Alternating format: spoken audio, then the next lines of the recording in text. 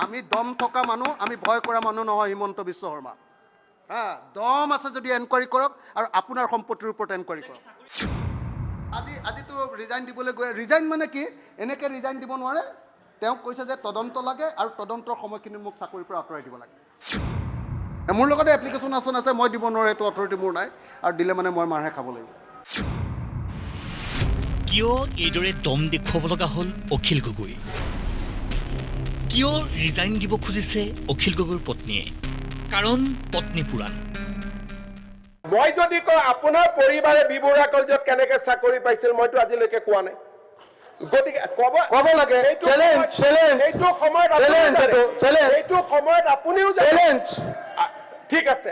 এই দিনাখন ইণ্টাৰভিউত মই আপোনাক আগত কওঁ, আপোনাৰ পৰিবাৰতকৈ চোকা ছোৱালীক পিছ পেলাই থৈ চাকৰি দিয়া হৈছিল, পেপাৰত ওলাইছিল, ৰেকৰ্ড আছে। মই আজি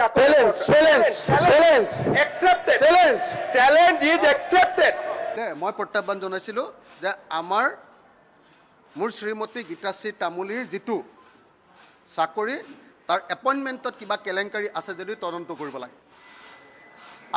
কালি ৰাতি মই ঘৰত গৈ বহুত গালি খাইছোঁ, গোটেই ৰাতিয়ে টোপনি ক্ষতি। আজিও অহাত দেৰি হৈ গৈছে, আপোনালোকে নিজে দেখিছে, ঘৰত বহুত ডাঙৰ কাজিয়া।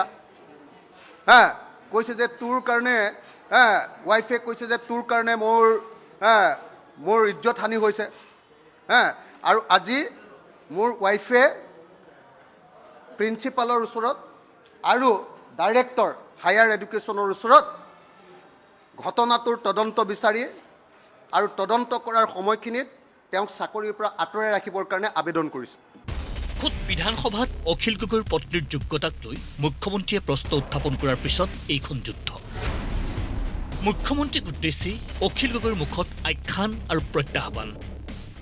খং উঠি আছে কাৰণে কৈছোঁ, হিমন্ত বিশ্ব শৰ্মাৰ নিচিনা 14 বাৰ জন্ম ল'লেও এইটো ক'বলৈ বেয়া পাওঁ।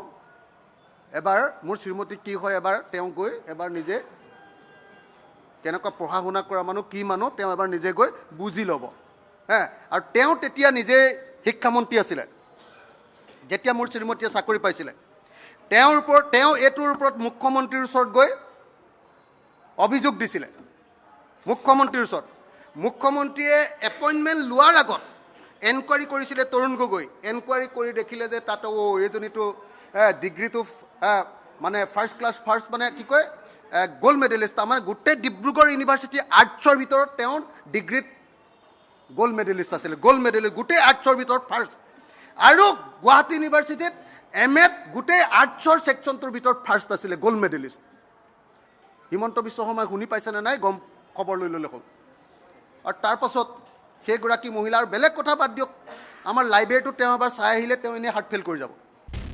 এইবাৰ অখিল গগৈৰ গৃহৰ যুদ্ধ। আন্দোলনকাৰী, চেণ্ডেল পিন্ধা আন্দোলনকাৰী মানুহ এজনে যেতিয়া চানমাৰিত মাটি কিনে, সেই প্ৰশ্নৰ উত্তৰ কোনে দিব?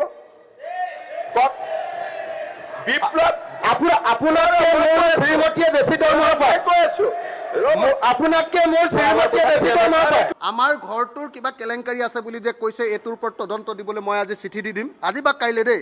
লিখিবলৈ আজি অলপ ঘৰত কাজিয়া হৈ আছে, গতিকে আজি লিখিবলৈ অলপ দিগদাৰো হ'ব পাৰে, নাজানো। তো গতিকে আজি বা কাইলৈ দি দিম যে আমাৰ ঘৰটোৰ ওপৰত, মোৰ ঘৰ নহয় দেই, শ্ৰীমতীয়ে 60 লাখ টকাৰ লোন লৈছে, 50 লাখ টকাৰ চেক দিছে ডাইৰেক্টলি। এই 14 লোচাৰ মাটি লৈছে, আৰু এনেকুৱা ভগা ঘৰ এটাত, পানী পৰা ঘৰ এটাত, আজি এসপ্তাহৰ আগত টিং হলাইছোঁ, টিং 60 বছৰৰ পুৰণি ঘৰ এটা।